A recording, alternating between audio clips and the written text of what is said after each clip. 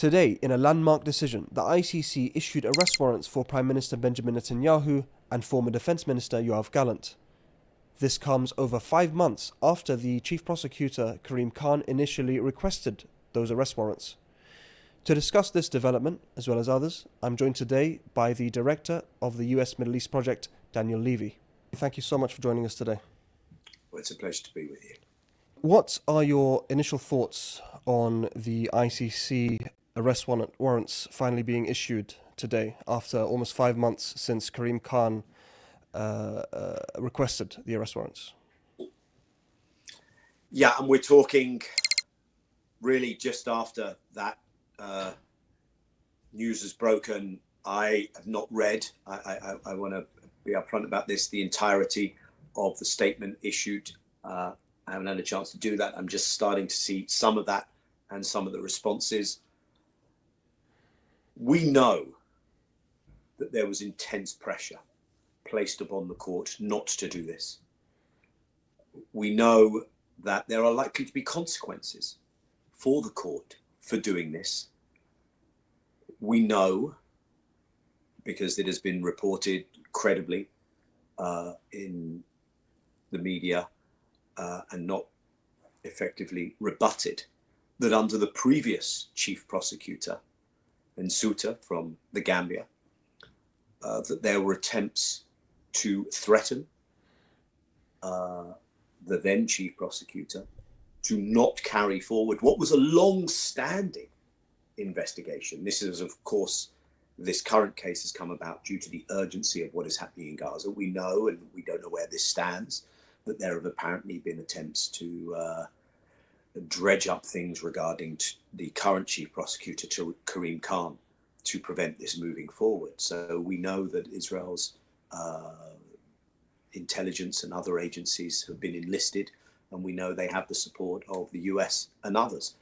I say that because I think even if it didn't, in strict legal terms, place the bar even higher for reaching today's decision, in terms of the environment, the ecosystem in which the court is operating, it doesn't exist on a separate planet.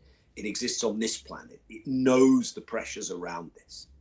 I think it speaks to the magnitude of the crimes being committed and the weight of the evidence that in the face of all that, the judges have seen fit to move forward with the request put to them by the chief prosecutor to issue these arrest warrants against the Prime Minister of the State of Israel, Benjamin Netanyahu, and he's until recently defense minister, but defense minister during the time when the crimes being addressed here were committed, Yoav Galant.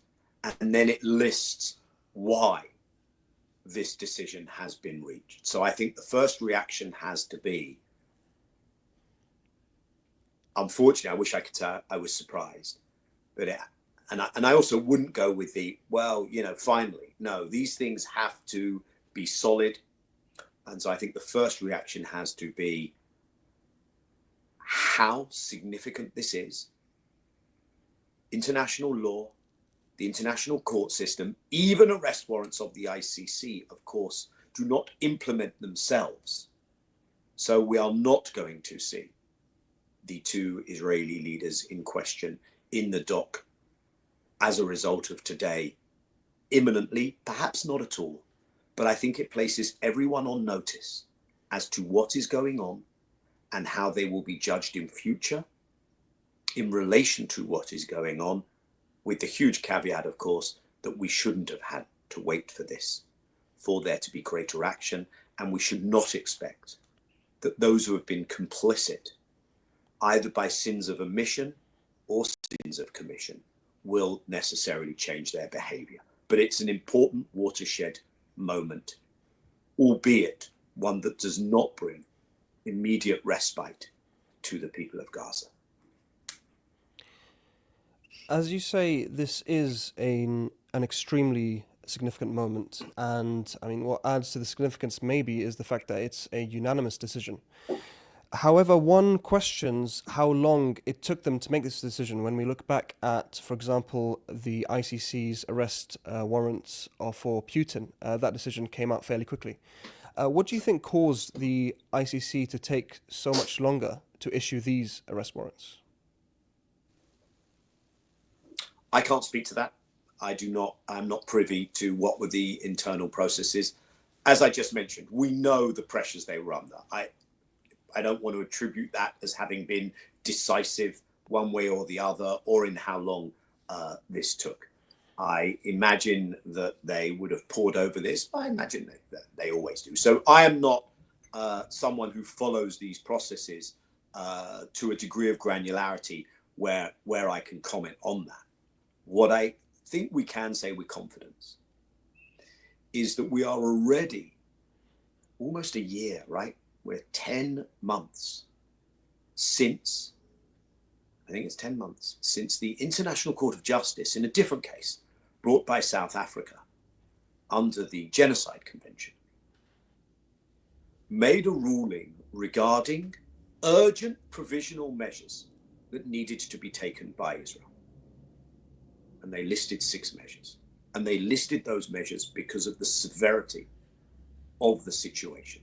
So almost a year after that, we have seen just how willing those who spend a fair amount of their time lecturing the rest of the world, those in the West who lecture the rest of the world about and finger wag as to we're the upholders of international law, the so-called rules-based international order, which is, I think, sometimes their way of saying, well, when international law doesn't suit us, let's have this other pretense that there's something else called the international rules-based order, or the rules-based international order, who lecture about values and about how everyone should behave on this planet, and yet have conspicuously failed to act on that previous ruling of urgent provisional measures.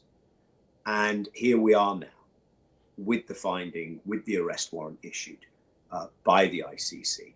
So I can't speak to what has led to the delay, but I think we can speak to just how miserable has been the response of democratically elected governments in the West. And I think that should send the signal to the publics in those countries that while the mobilizations and the pressure has been quite remarkable and something to behold, there is more work to do to bring political costs to governments who are complicit in these actions. And there's more that we can do as consumers, as voters, and across the range of things that we can maybe look how we can impact this.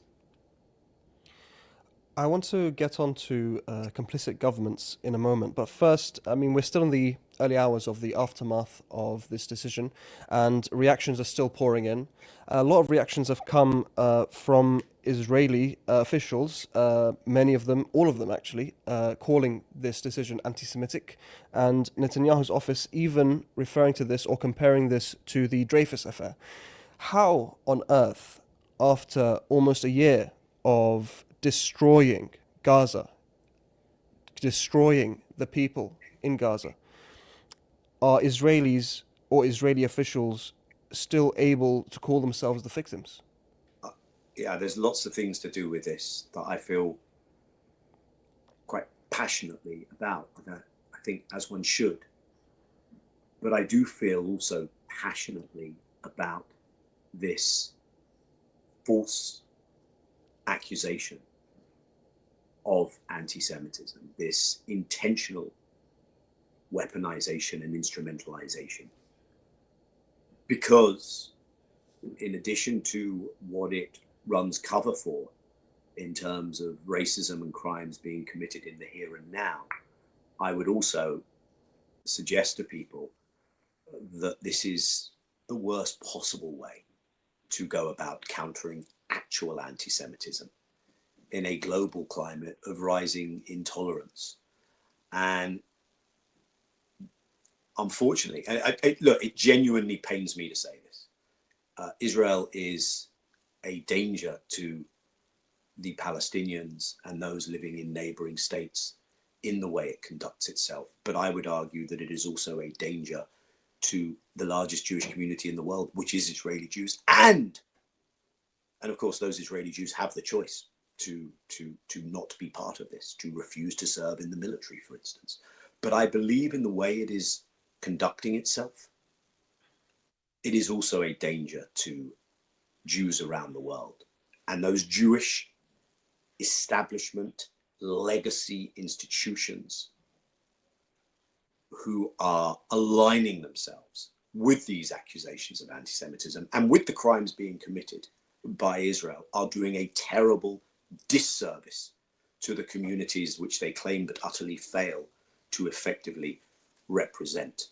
So, of course, if you're the Prime Minister of Israel, the President, so President Herzog, who, by the way, has said appalling things himself, former leader of the Israeli Labour Party, let's not forget. President Herzog, whose quotes about there not being civilians, what's this false distinction in Gaza, was really Exhibit A in the International Court of Justice genocide case. He has come out today and said, today is a black day. Every day that these crimes have been committed hasn't been, Mr. President.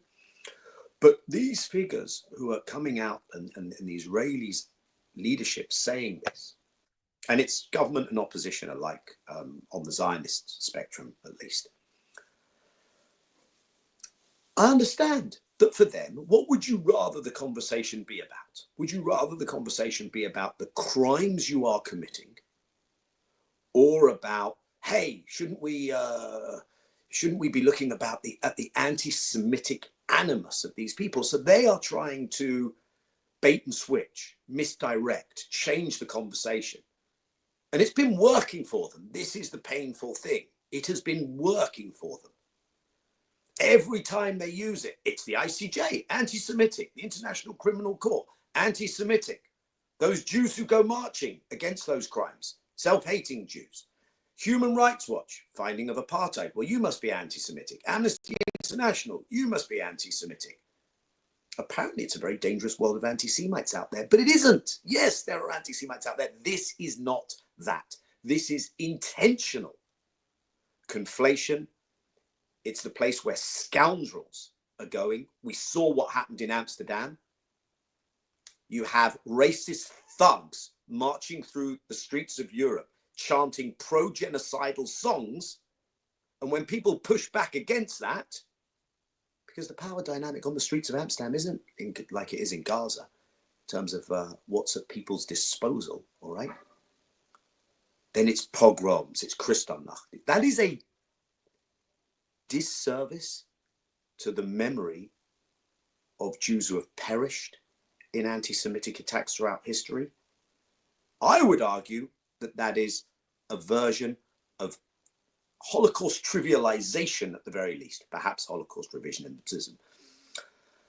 But it's going to keep being deployed, and it falls on fertile ground in the West, partly because of historical guilt, but I think even more so because if you are, going back to that word, complicit in what is going on, whether for reasons of your domestic politics, whether you're reading those correctly or not, by the way, whether for reasons of wanting to curry favor with the United States, Democrat or Republican administration, whether for reasons of maybe who you have big tech deals, investments and other things with.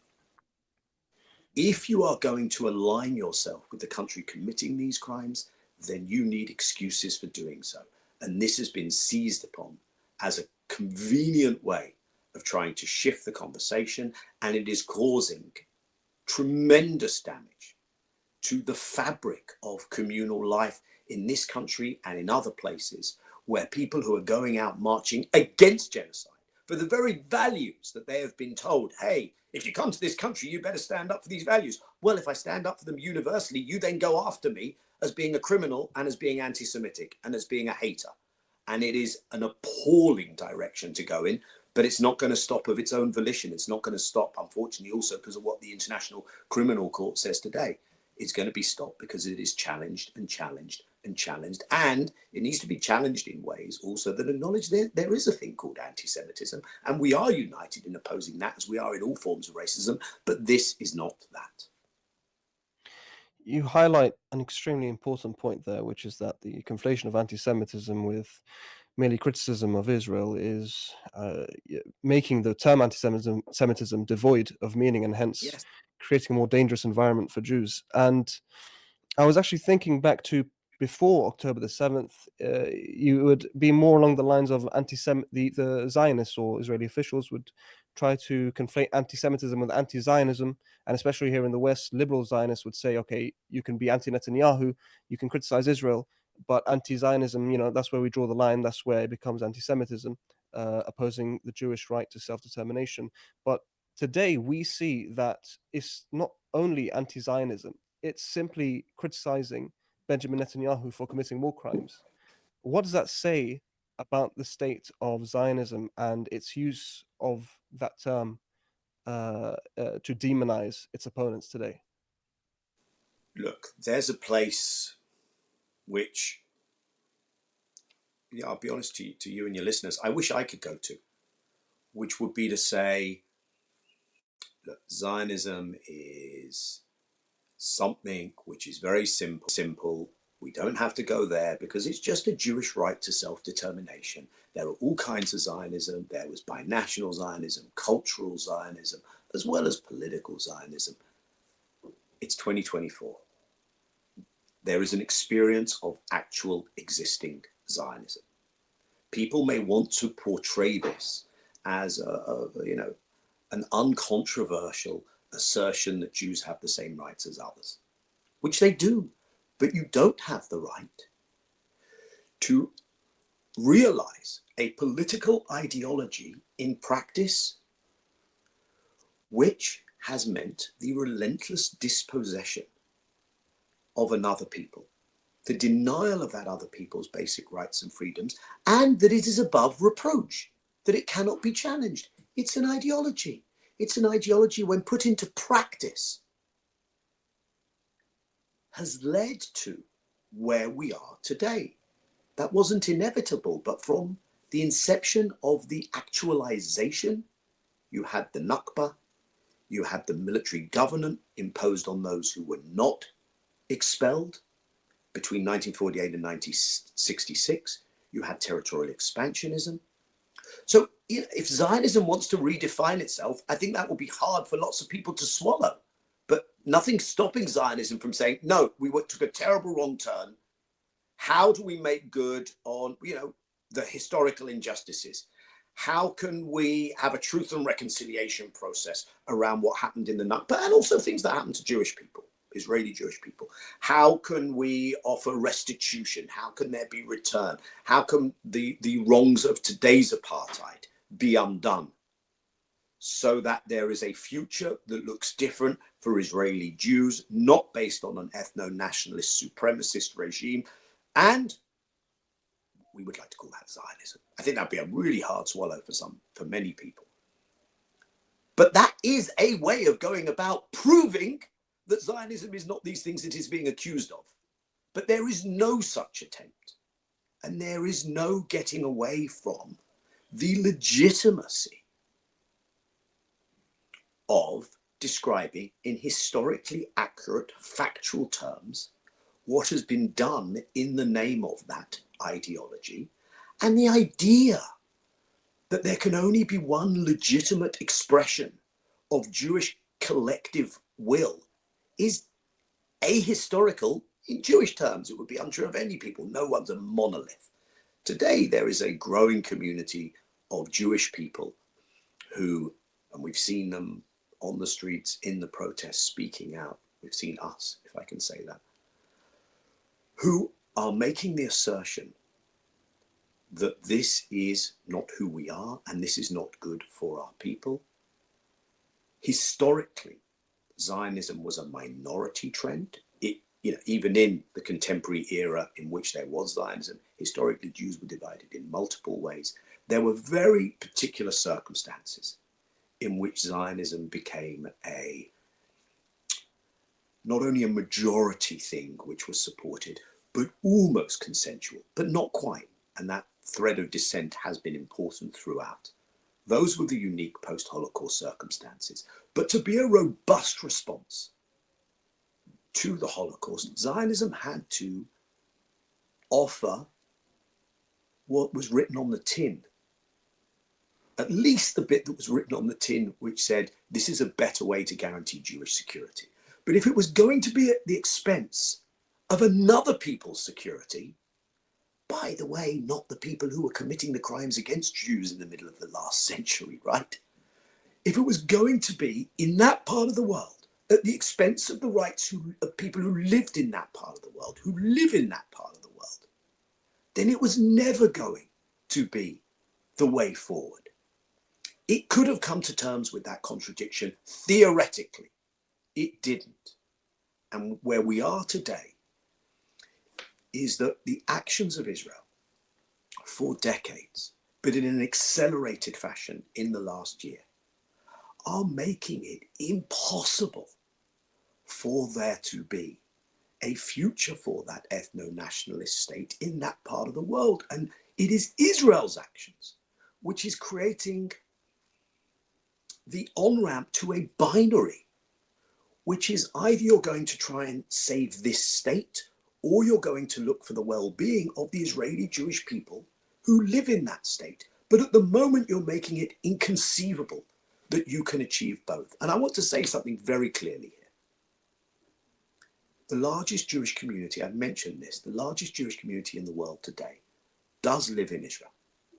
So I would argue that if one is interested in the well-being of Jewish people, one has to be interested in the well-being of that community. Now, I realize while these crimes are going on in the name of that community, by a government voted in by that community, without significant protest from that community, that is a hard thought for many people to hold. But it is a truism that there is going to have to be, in a post-supremacist regime future, a place for Israeli Jews not to conduct themselves in genocidal ways, not to conduct their daily lives at the expense of the daily lives, well-being, rights and freedoms of Palestinians. But I don't think the right way forward is to say this has to be an Algeria solution. It has to look more like, and these analogies are always going to be highly imperfect, a South Africa solution, albeit the apartheid regime did not commit the kind of crimes we're seeing today, is what South African ANC comrades will tell you. But a kind of outcome where there is a place that will offer more security for that Israeli Jewish community, but not as the lords of the land, not as those who run a regime that is a supremacist regime in which they have rights and others are denied rights. They have security and others are denied security, because that doesn't work out anywhere in the world. Thank you for that optimistic vision of how we can see a better future for all populations in that region.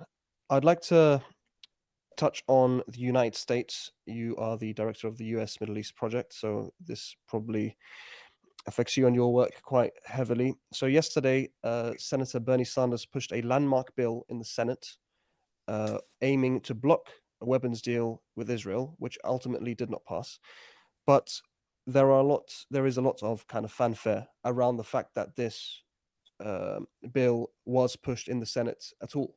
What does this mean for America's undying support for Israel, in your opinion?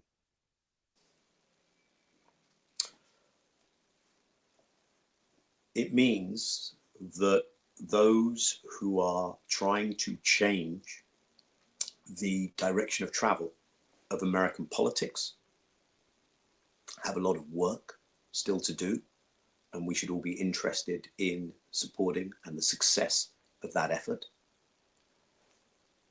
But it means that there is, and we've seen this, right? This isn't happening for the first time in that vote yesterday. But there is a journey people are going on, a journey politics are going on. It is too slow. It is too slow for the needs of the moment. But it is something that is reflected in where, in this instance, the Democrat constituency is at, is reflected in the kind of alliances being built. It's reflected in opinion polls. It was reflected in the uncommitted movement. It was reflected in the fact that among the factors that led to a very poor showing in the presidential, and not just presidential, but especially in the presidential race, by the Harris ticket, was the way that the administration she served as vice president in handled this question. However, it also tells us that one has to have a strategy that is not centered around what the US state, what the US government, what the US Congress is going to do, because the preponderance of political power there is still on the other side. There's the entire ecosystem within the Republican Party of Christian evangelical dispensationalists who are very pro Greater Israel, not just Israel, the donor class, and as in other issues in American politics, how they intervene to distort the way this plays out, the Israel lobby. So what I think this tells us is there is at the moment a bipartisan divide between Democrats and Republicans on this question, and a divide inside the Democrat Party.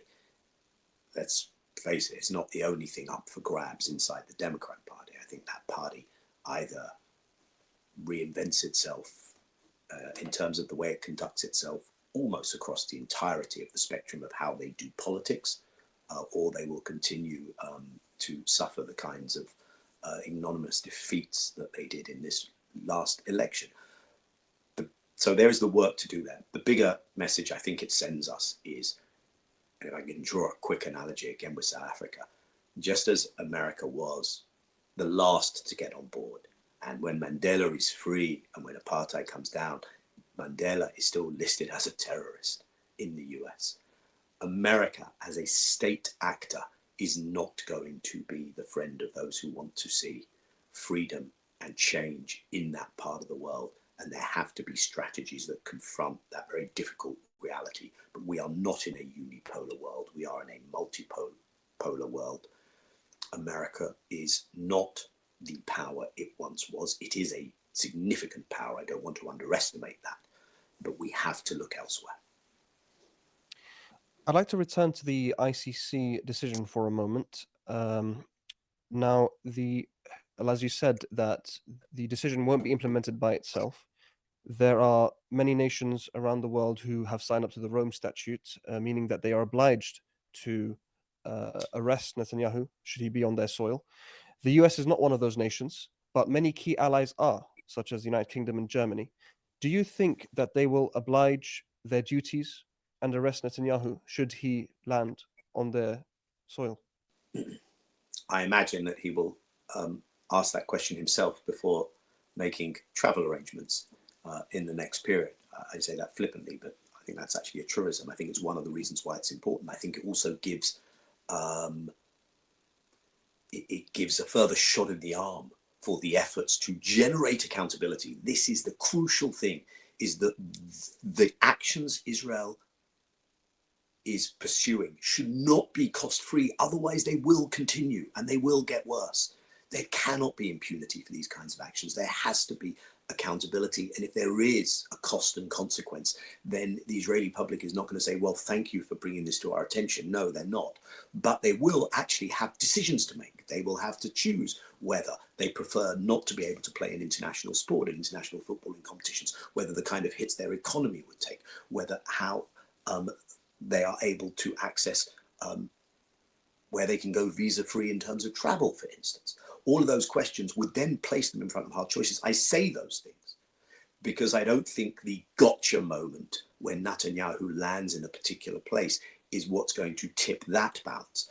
I think it is going to be more significant in relation to, is there even a last residual vestige of being able to take the West seriously when it claims to uphold international law. So I think in the most palpable, immediate way, this is as much, if not more, of a challenge to the Western powers. And to be honest, all 124 signatories, I think that's the right number, to the ICC, than it is necessarily to Israel. Yeah, many in the world have looked at this and said, and I think Karim Khan even quotes a European diplomat as saying, but this is not, we didn't set up the ICC to go after our allies. We set up the ICC to go after, a bunch of African dictators and the likes of Putin. Well, do you believe in an international system which is held to some kind of standard or not? And I think that's the challenge and the test, and the important question that this poses and asks. On a final note, you've mentioned multiple times kind of the fact that we need to work and put the pressure on and strategize.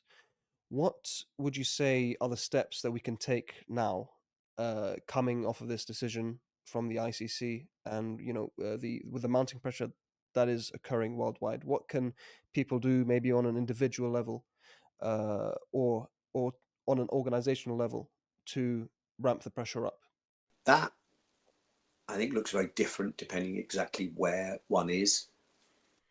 These are incredibly harsh, hard times, but that isn't an injunction to just throw our hands up in the air. And I think this was a day with this ICC decision with a crack of light. And I think people have a spring in their step in terms of continuing that activism, because you never know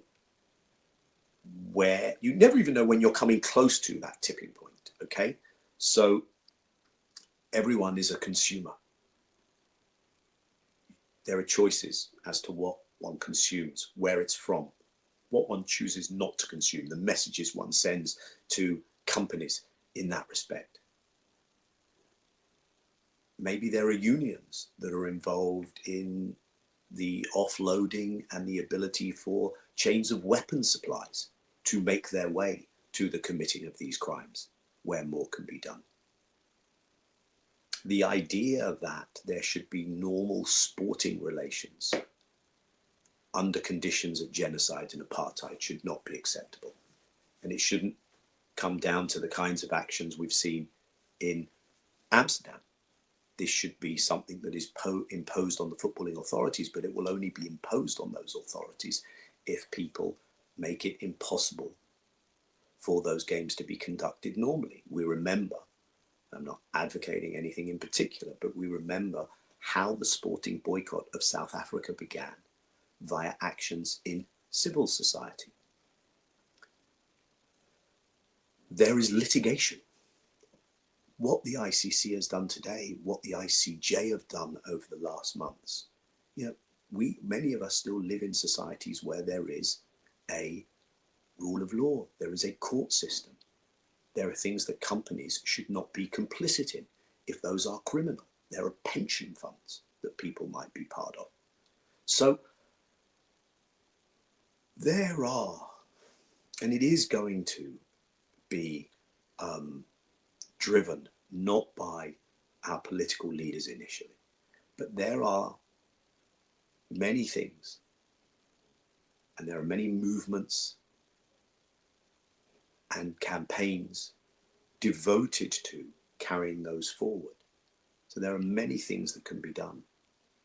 And there are also, where does power reside? And I think we have to take a hard, long look at how one can impact where power resides. That ICJ advisory opinion in July came after almost 50 countries made submissions to the ICJ regarding the legal consequences and third-party responsibilities arising from Israel's permanent occupation. The advisory opinion itself led to a UN resolution, ES 1024. There's lots of good material in there which can be used to drive further pressure. it's not only going to be pressure. There will have to be